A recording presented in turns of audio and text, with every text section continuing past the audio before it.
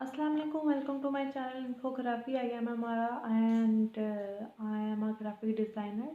सो आज हम लोग नेक्स्ट टॉपिक स्टार्ट करते हैं, टेक्स्ट को रैप कैसे करना है डिफरेंट शेप्स में। आज हम लोग टेक्स्ट की सेटिंग्स, टेक्स्ट रैप की सेटिंग्स देखते हैं। चलिए जी, स्क्रीन पर चलते हैं।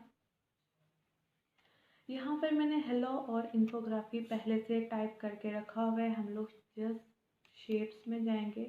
मैं यहाँ से एलिप्स टूल सर्कल ड्रा करती हूँ with the help of shift की।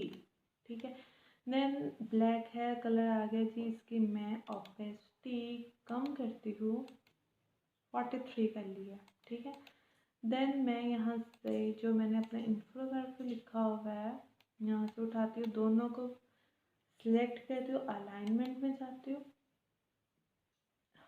Horizontal alignment centre. देन मैं यहाँ से करती हूँ वर्टिकल अलाइन सेंटर। ठीक है, आपको यहाँ से आपको चेंज करना है, आप चेंज कर सकते हैं टेक्स्ट का वो फॉन्ट, अदरवाइज ये रहने दें। दोनों को सिलेक्ट किया, ऑब्जेक्ट में जाते हैं। ऑब्जेक्ट में जाकर यहाँ पर है इनवेलप डिस्टॉर्ट। यहाँ पर थर्ड ऑप्शन है हमारे पास, मेक विथ टॉप ऑब्जेक्ट। इस पर हम क्लिक करते हैं तो हमारा इस तरह से शेप में कन्वर्ट हो जाता है टेक्स्ट। अगेन हम ऑब्जेक्ट में जाते हैं और ऑब्जेक्ट में जाके इसको एक्सपेंड कर देते हैं और इसको ओके कर देते हैं।